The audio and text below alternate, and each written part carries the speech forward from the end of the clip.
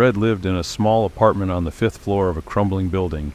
His window faced an abandoned house across the street, a place everyone in the neighborhood avoided. The house had a reputation. Some said it was haunted. Others claimed it was a hideout for junkies and drifters. Fred had seen plenty of people go in, but he had never seen anyone come out, until one night. Fred often heard strange noises coming from the house, which he tried to ignore. A few creaks, footsteps, maybe a distant scream, sounds that sent chills down his spine. He'd tell himself it was just the wind, or the house settling, or maybe the mind playing tricks on him. But deep down, Fred knew there was something wrong with that house, something malevolent. It was late one night when Fred came home from work, exhausted from his shift at the factory. As he walked into his apartment, he glanced out the window, a habit he had formed over the years. His eyes widened. A man was emerging from the derelict house across the street, moving slowly, deliberately, as if he were in a trance. The man paused at the curb, standing directly under a flickering streetlight. Fred couldn't make out much detail from where he stood, but the man's movements were unsettling, almost mechanical. Fred leaned closer to the window, curiosity getting the better of him. The man suddenly turned and walked directly towards Fred's building. Fred's heart skipped a beat. He watched as the man crossed the street with a slow, shuffling gait, like someone who wasn't quite sure how to walk. The man reached the sidewalk below Fred's window and stopped. He looked up, scanning the building's facade as if searching for something or someone. The man's gaze settled on Fred's window. Fred's breath caught in his throat. It felt as if those eyes, shadowed by a hood, were staring directly into his soul. His heart pounded harder in his chest. Must be some kind of junkie, Fred thought, trying to rationalize the situation. But as he stood there, he couldn't shake the feeling that something was very, very wrong. Suddenly, the man reached up and pulled back his hood. The faint light from the street lamp cast an eerie glow on his face, or rather, where his face should have been. Fred's eyes widened in horror. The man had pale skin, but his face was gone. There were no features, no eyes, no mouth. Just a smooth, blank expanse of skin. Fred's stomach churned, and he gripped the windowsill to steady himself. He tried to tell himself it was just a trick of the light, a shadow, anything to explain away what he was seeing. But then the man began to undress. Fred watched in stunned silence as the man slowly peeled off his clothes, layer by layer. First his jacket, then his shirt, revealing a thin, gaunt body beneath. The man's movements were slow, deliberate, almost ritualistic. Fred's mind raced with confusion and fear. Who was this man? What was he doing? But a deeper fear crept into Fred's mind, the thought that maybe this wasn't a man at all. When the man had stripped down to his bare skin, Fred's fear deepened. The figure's body was unnaturally thin, with elongated limbs and skin that seemed too tight over its bones, like a grotesque mannequin. And the face, still no face, just smooth, featureless skin. Fred felt his heart hammering in his chest, and for a moment, he wanted to step back, to hide, to get away from the window, but he couldn't move. It was as if he were frozen in place, trapped in the gaze of this faceless creature. Then, without warning, the creature opened its mouth. Fred's eyes widened in shock. It was a mouth, but not a human mouth. It was an impossibly large gash, lined with sharp, jagged teeth that glinted in the dim light. The mouth stretched far too wide, nearly splitting the creature's head in two. Fred could see deep into the darkness of its gullet, a void that seemed to go on forever. Fred's skin prickled with cold fear, and he realized he couldn't breathe. He was paralyzed, unable to tear his gaze away from the creature below. It didn't move, just stood there, staring up at him with that horrifying, gaping maw. The world seemed to stand still. Then, abruptly, the creature's head snapped to the side. It was looking at something else. Fred's eyes followed its gaze to a figure emerging from the shadows of the street.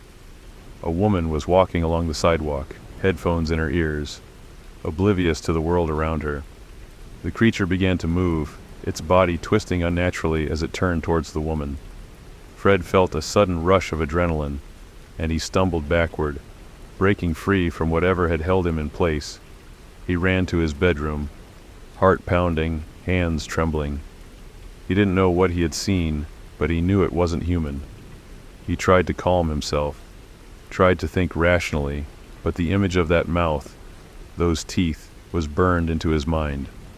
Suddenly, a blood-curdling scream pierced the night, loud enough to be heard even through his closed window. Fred's heart leapt into his throat. The scream was high-pitched, a desperate, terrified wail that cut through the silence like a knife. Then it was abruptly cut off, replaced by a sickening crunch, like bones snapping under pressure.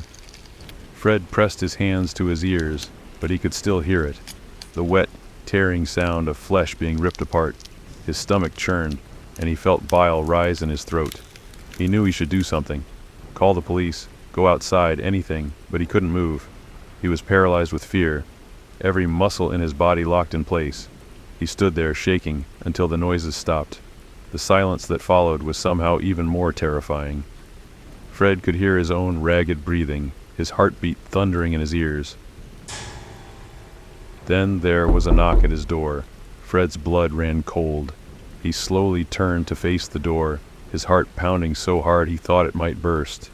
The knock came again, louder this time, more insistent. His mind raced with terror. Was it the creature? Had it come for him?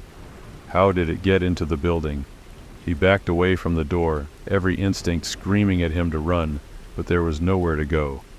The knocking grew more intense, more violent, as if something on the other side was trying to tear the door off its hinges.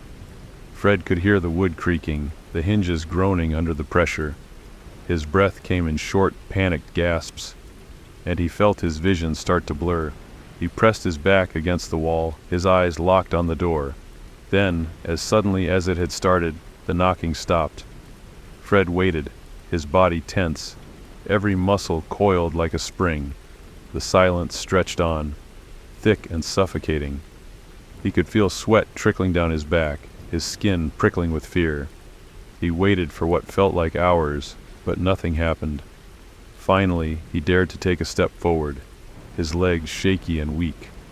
Just as he reached for the door, there was a loud, splintering crack. The door burst open, and Fred screamed, throwing his hands up to shield his face, but there was no attack, no rush of movement. He slowly lowered his hands, blinking in confusion. The hallway outside was empty, the door hanging on its hinges, the wood splintered and broken. Fred stepped forward, his heart hammering in his chest. He peered into the hallway, but there was no sign of the creature, no sign of anything. He let out a shaky breath, relief flooding through him. Maybe it was over. Maybe it was all some horrible nightmare. But as he turned back towards his apartment, something caught his eye. A shadow moved across the wall, something long and thin. Fred turned slowly, dread pooling in his stomach. The creature was standing at the end of the hallway, its mouth stretched wide in a grotesque grin. Fred's breath caught in his throat, and he stumbled back, his foot catching on the edge of the doorframe. The creature moved towards him, its limbs bending at unnatural angles, its body contorting in impossible ways. Fred scrambled backward, his hands slipping on the smooth floor. He tried to scream, but no sound came out. The creature was nearly upon him, its mouth open wide, those razor-sharp teeth glinting in the dim light. Fred closed his eyes, bracing himself for the end. He heard a soft whisper, a voice like the rustle of dead leaves, but he couldn't make out the words. Then there was a sharp pain, like ice being driven into his chest. His eyes flew open, and he looked down to see the creature's hand pressed against his chest, its fingers long and thin, the nails sharp as knives. Fred gasped, his vision swimming with pain. He tried to push the creature away, but his arms felt weak, his strength fading. The creature's face, or lack of one, loomed over him, its mouth opening wider, wider still. Fred felt a cold breeze wash over him, and then everything went dark. The next day, the police found Fred's body lying on the floor of his apartment. His face was a grotesque mask, the skin stretched so tight it looked like there had never been a face there. His muscles and organs were gone, as if they had been removed without a single cut or wound on his body. The officers stood in stunned silence, unable to comprehend the horror before them. It was as if Fred had been hollowed out, leaving behind only an empty shell. The room was eerily quiet, the air thick with the lingering presence of something dark, something evil. One officer, a seasoned detective who had seen his fair share of gruesome scenes, felt a shiver run down his spine. He glanced around the room, half expecting to see something lurking in the shadows, but there was nothing, just the unsettling silence and the sense that whatever had taken Fred was still out there, waiting for its next victim.